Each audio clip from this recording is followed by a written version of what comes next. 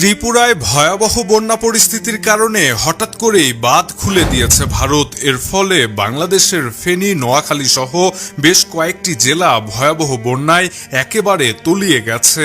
এই যখন অবস্থা, তখন দেশে বন্যা কবলিত অন্তত ৩০ লাখ মানুষ পানিবন্দী হয়ে মানবতর জীবনযাপন করছে।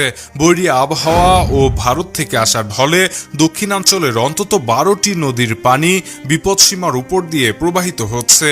বিপদসীমার কাছাকাছি দিয়ে প্রবাহিত হচ্ছে আরও অন্তত ২টি নদীর পানি। বুধবার ২১শে আগস্ট সন্ধ্যা ৬:৩০টায় বিষয়টি নিশ্চিত করেন বরিশাল পানি উন্নয়ন বোর্ডের উপসহকারী প্রকৌশলী তাজুল ইসলাম জানান, বর্ষা মৌসুমে বিভাগের গুরুত্বপূর্ণ বেশ কয়েকটি নদীর পানি প্রবাহ পর্যবেক্ষণ করা হয়। এর মধ্যে সবশেষ বুধবার বিকেল ৫টা ২০ মিনিটের রিপোর্ট অনুযায়ী দক্ষিণাঞ্চলের ১২টি নদীর পানি বিপদসীমার উপর দিয়ে প্রবাহিত হচ্ছে। খোঁজ নিয়ে জানা গেছে, ফেনী, নোয়াখালীতে বন্যা পরিস্থিতি সবথেকে বেশি অবনতি হয়েছে।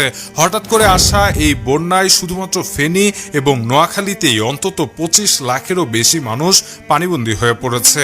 আবহাওয়া অফিসগুলোর দেয়া তথ্য মতে চলমান এই ভয়াবহ বন্যা পরিস্থিতির আরও অবনতি হতে পারে এবং আগামী ৪৮ ঘন্টায় বন্যা পরিস্থিতির উন্নতির কোনো সম্ভাবনা নেই। এর ফলে বন্যা কবলিত এলাকাগুলোতে ভয়াবহ মানবিক বিপর্যয় নেমে আসতে পারে। দর্শক, বন্যার এমন আলোচিত খবরের ভিডিওগুলো সবার আগে পেতে এখনই সাবস্ক্রাইব করে রাখুন ইবিডি নিউজে। সেই সঙ্গে আমাদের ফেসবুক পেজটিতে ফলো করে দিতে ভুলবেন না। কথা হবে পরবর্তী ভিডিওতে। সে পর্যন্ত ভালো থাকবেন। ধন্যবাদ।